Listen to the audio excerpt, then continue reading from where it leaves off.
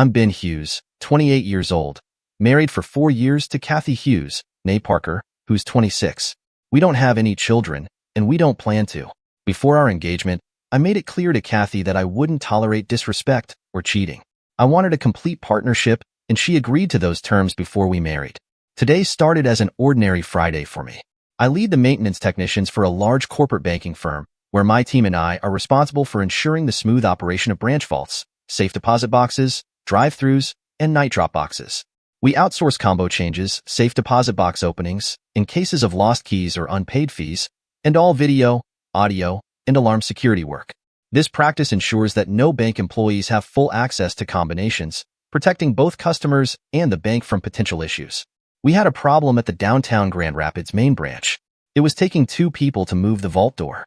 The tech I sent requested help, and I was the only one in the office that had the 6-foot pry bar we used to do the heavy moving and occasional door lifting.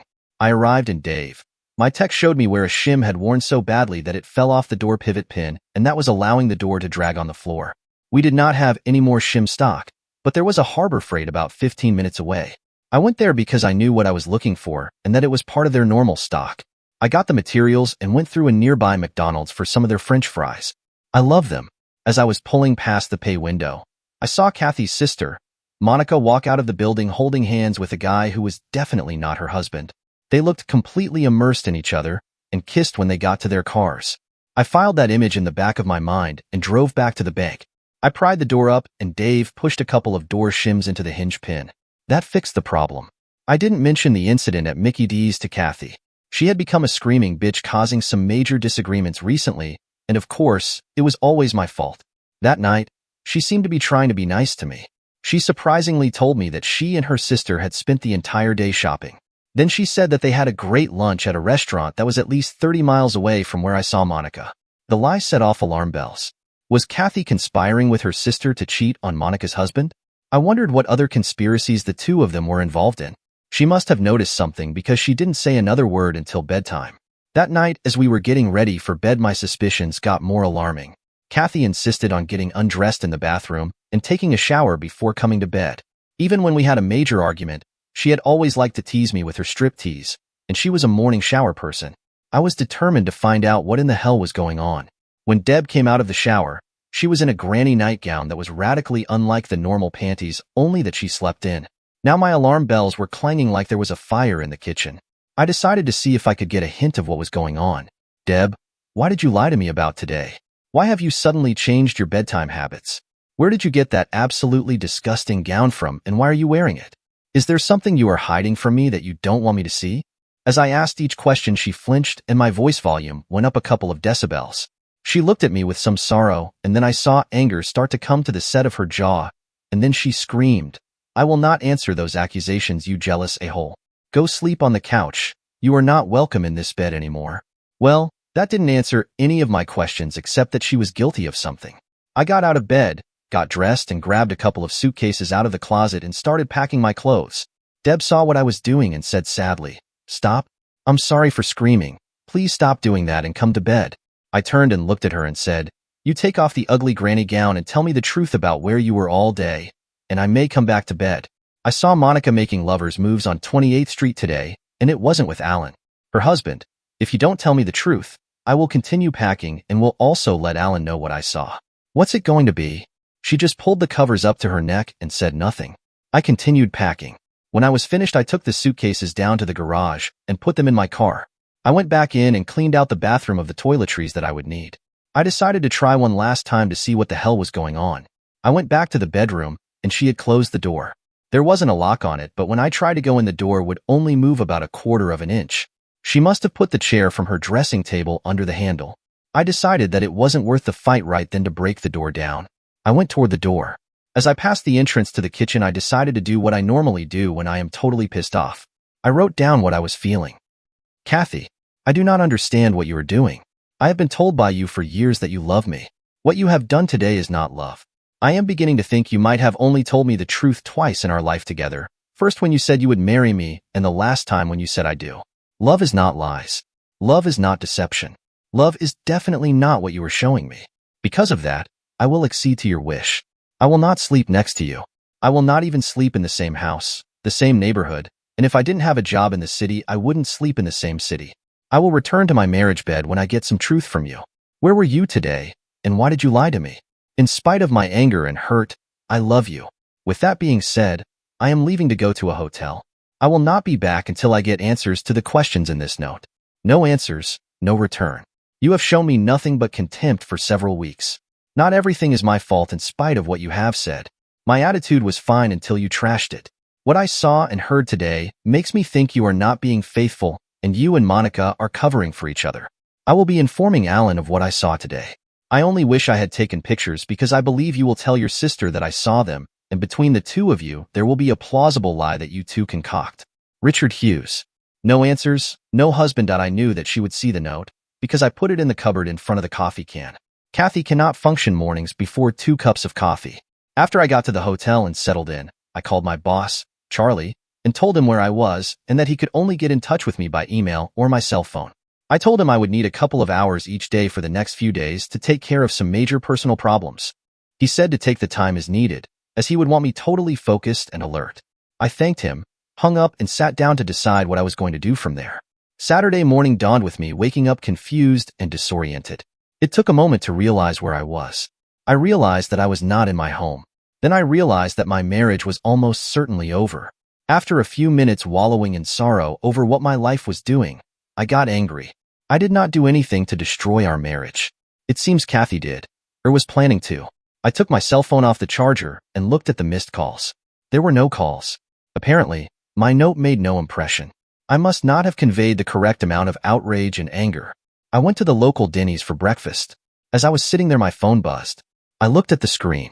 It was my mother. I called her back as I wasn't quick enough. Hi, Mom. Is there something that you wanted? Why is Kathy crying over the phone? She got caught in a lie and told me that I was not welcome in our marriage bed. So I left the house. I am warning you. I know you like her, but if you try to come to her defense, I will not be talking to you for a very long time. She has hurt me very badly, and until I get the truth, I will not be going back home. If she calls you again, ask her why she hasn't called me. Yours is the first incoming call I have had since I left work yesterday. I left home at 10 o'clock last night. I heard a sob and a very soft, but I love her. I can't shut her out. Fine, Mom. I love you, but this is the last time I will talk to you if you try to interfere. Goodbye. I finished my breakfast and drove to Lake Michigan to just see if the water would help me calm down and think straight. It did, and it didn't. I had no real proof that Kathy was cheating on me, but her actions did not point to any other answer. I still needed to call Alan, but I only had Monica's cell phone number on my phone. Fortunately, I remembered that Alan worked on Saturday. He had Sunday and Monday as his days off. I called his work. Gerald Compton speaking, he answered. How can I help you? Alan, this is Ben. Can I come over to your office and talk to you? I need to tell you something, and it's bad. I don't think I should tell you over the phone. Now you're scaring me, Ben. What could be so bad? I need to tell you in person. Can I come over there? Or meet you somewhere after you are done working? How about lunch at the diner? You know where it is. I won't be able to do much now after you get all cryptic on me. Okay, let's plan on 11:30. I will buy. Okay, see you then. That was done. Then my phone buzzed again. It was Monica. Ben, I just got done talking to your wife. Please don't say anything to Alan. Nothing happened yet. It was going to, and now that Alan will know, I am afraid my marriage is in the shitter. I promise that it is over. And you seeing us and last night woke me up to what I was planning. What about my loving wife and my marriage? Did she tell you she tried to cover for you? And when I called her on it, she kicked me out of our bed. Just so you understand, I am meeting Alan at 11:30, and if you don't tell him before then, I will. But one other thing. I hope that lunch at McDonald's was worth your marriage. It wasn't worth you screwing up mine. Goodbye. I ended the call. Alan was there waiting for me. He started talking as soon as I sat down. Monica called me and told me what you saw. She claims it was innocent. He added. She said she was with her insurance agent trying to price a new policy. Does she normally hold hands and lean her head on the agent's shoulder when she is walking him to his car? Does she kiss the agent goodbye normally? I saw a flash of anger come over Alan. I held up my hand. Please let me finish. I came home from work last night, and before I could say anything, Kathy told me of the wonderful lunch she had with her sister at a restaurant more than 30 miles from where I saw Monica. Then when I confronted her about the cover-up, she told me to sleep on the couch, as I wasn't welcome in my own bed. Does that sound like an innocent lunch? She did that. That is not all. She is always since the day we were married, been a morning shower person and has always teased me as she gets undressed and ready for bed. Last night, for the first time since we were married, she got undressed and ready for bed in the bathroom behind a closed door. She took a shower before coming to bed and came out of the bathroom in a head-to-toe granny gown. She has never worn more than panties to bed since I have known her. What am I supposed to think of that? I didn't wait for an answer. My anger from retelling things was topping out. I excused myself, threw some money on the table, and I left.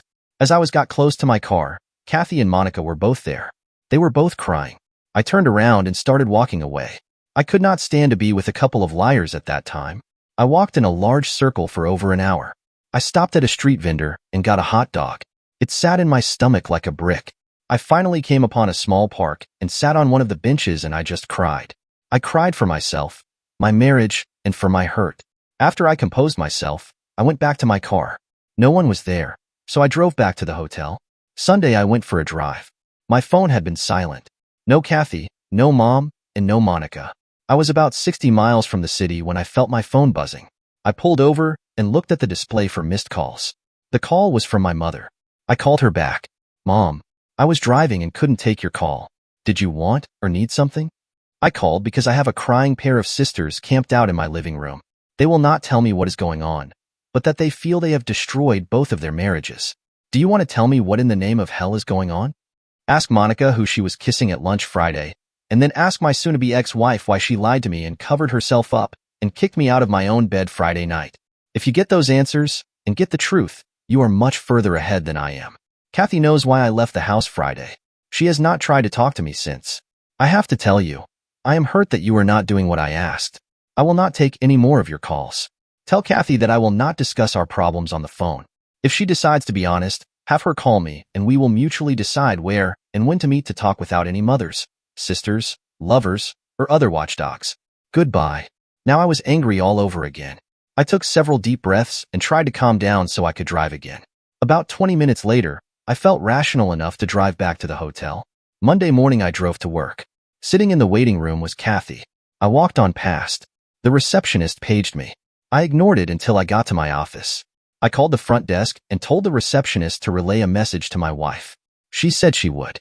Tell Mrs. Hughes that if she wishes to tell me the complete truth, she may come back to my office. Add that if there are any evasions or detectable lies, I will file for a divorce. Thank you. And I am sorry you are stuck in the middle of this. I had no visitor that day. I went back to the hotel. About 7 o'clock that evening, the call finally came. Yes, Mrs. Hughes, are you ready to be honest? A very subdued Kathy quietly said, Yes, and I am sorry for the hurt I have caused you. Please come home and we will talk. I don't have a home. My wife told me she did not want me in her bed, so I left my home. I heard a gasp and crying. If you want to tell me the complete truth, I am willing to listen. I will not and cannot promise to return to your home. I am not only pissed off and hurt by your lies, but your attitude towards me for the last several weeks is unacceptable. Do you remember the fight you started 2 weeks ago because of the garbage? You jumped dead in my shit because I hadn't taken the garbage out. You didn't look in the waste basket and see it empty, nor that the garbage cart was out at the curb. When I pointed them out, you didn't even attempt an apology. Sound familiar? I need and expect someone who claims to love me to be civil and respectful.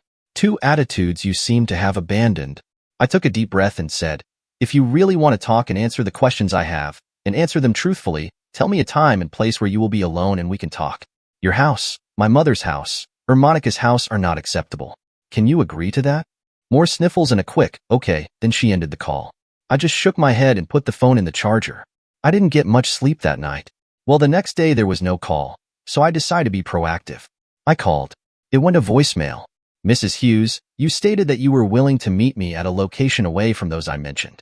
You have not informed me of the location or time, so I am proposing a time and place. My attorney's office at 2:30 Wednesday. If that is not acceptable, please provide me with an alternative. If I receive an alternative location, fine. Otherwise, I will be in John's office at that time. Then I ended the call. I next called John Kavanaugh, my attorney. I explained what was going on and asked to use his conference room tomorrow afternoon. I promised there would be no throwing of objects and no physical altercations. He agreed to let me use it. He did remind me that the call to him was a billable event. Lawyers. Another almost sleepless night. I was at John's office at the appointed time. No Kathy. I waited 15 minutes. No Kathy. I told Jack to prepare the divorce papers. I asked to have her served at work. As I was driving back to work, I got a call from an unknown number. I pulled over and called it back. Governor's Hospital Emergency Room. How may I help you? Now I was really confused and scared. This is Mr. Richard Hughes. Someone at that number just called my cell phone.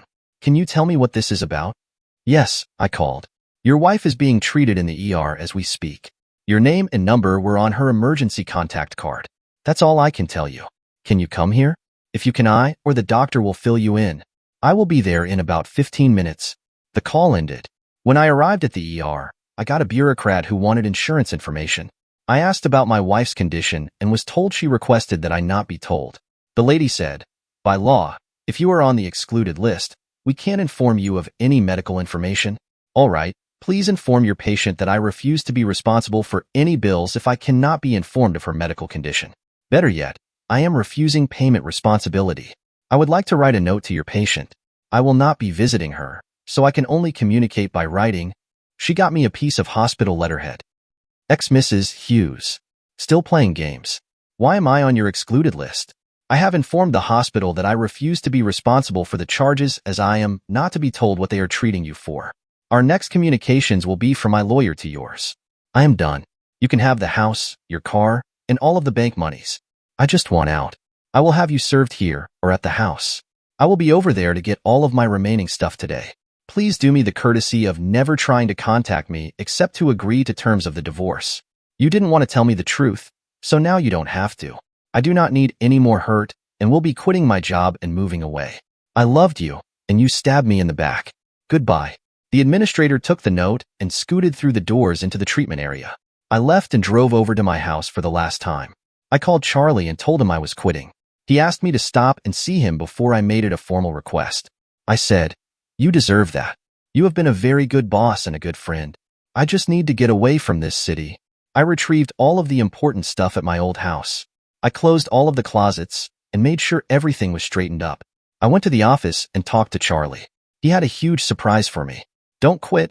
I have a position at a hospital group that the company just bought in Phoenix, Arizona.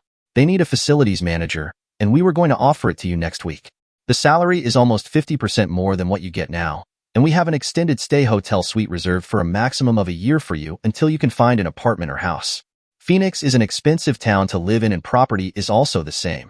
So we will give you a one-time bonus of $250,000 to pay for the difference between property values here and there. Do you want it? Yes, but there are two conditions I insist on. First, Kathy is not to know where I am from anyone in the company's employ. To do that, list me as voluntarily quitting and place a phony name on my files. One that only you know. Second, I will not have a company cell phone. I will turn my current one in and buy a new one that I will supply the number to my supervisor in Phoenix. Are those conditions okay? I want them because I will be filing for divorce before the week is out, and I want no one, not even my mother, to know where I am. Just a heads up. Once I am down there, I will not communicate with this office except through you. Should I get a call from any number from this area code, I will be gone. I will call the people I want to talk to from a burner phone that I will buy and use one day and get a different one the next. Holy shit. Kathy really burned you, didn't she? I am sorry to hear that. I will take care of this as you want it. Your file will be under Val Kilmer here. Then he asked, when do you want to start? I can be in Phoenix a week from next Monday. I can start then if you can give me all the details. I continued.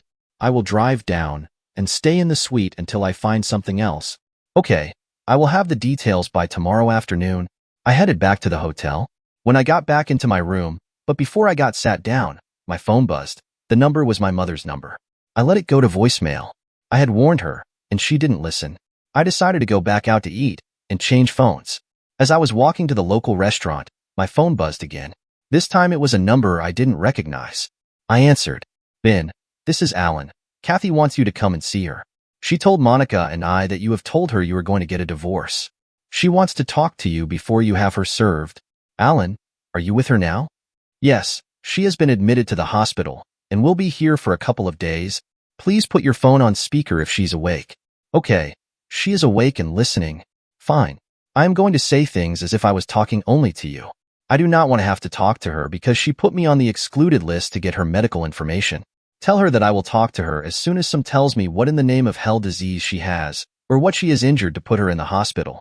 Then tell her that I will only come if I can bring my lawyer, and if she agrees to tell me the entire truth. She is nodding her head yes. She can't talk as she has a tube down her throat. Is she going to allow me to have her medical information? She is shaking her head no. This call is over. The divorce papers are heading to court now. She will be served next week. Goodbye. I ended the call. The divorce papers were served just as Kathy was discharged. She decided to make the process last as long as possible. Unfortunately for her, I was driving to Phoenix. I left a quitclaim deed for my half of the house. I only took enough money from our accounts to pay for gas, food, and lodging until I can get to the apartment. My lawyer had notified the court so that the court knew what I was doing, and I couldn't be accused skipping out. Kathy thought she would be cute, and through her lawyer, she demanded counseling. I said no, and the judge agreed. I also presented the judge my written property settlement. The divorce was granted, and no spousal support was ordered. Kathy got the house, but needed to sell it within 5 years or come up with half of the current appraised value as the quitclaim was not part of the approved settlement. Kathy must have found a sugar daddy because I received a certified check for more than $200,000 as my half of the equity. She has never tried to contact me. Now 5 years later, I was finally told what she was in the hospital for. She had a botched abortion, and she did not know who the father was, other than it wasn't me. The earth continues to turn, and the sun continues to rise. Dear listeners, please share your thoughts in the comments section below, and don't forget to like, share, and subscribe.